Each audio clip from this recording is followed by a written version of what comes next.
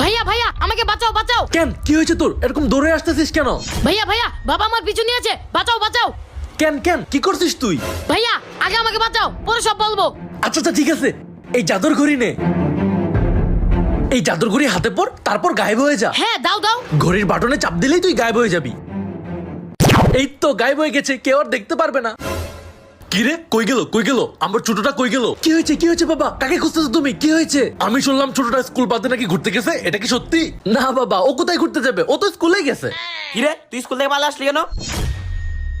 চাদর ঘড়ি পরার পরেও আমাকে কেমনে দেখতে পাচ্ছে? কি ব্যাপার, আপনি কাকে বলতেছেন? আরে আমি তো আপনার ছোট ছেলেকে বলতাছি। এখানে কই আমার ছোট ছেলে? আরে সামনেই তো দাঁড়ায় আছে, দেখেন না? আপনি টিচার হয়ে মিথ্যা কথা বলতেছেন? আরে আপনি দেখতে পাচ্ছেন না আপনার ছেলে সামনে দাঁড়ায় আছে? কই নাই, এখানে কেউ নাই তো। এখানে আপনি টিচারের গায়ে হাত তুলেন, এই যে আপনার ছেলে। কই, এখানে তো কেউ নাই। আরে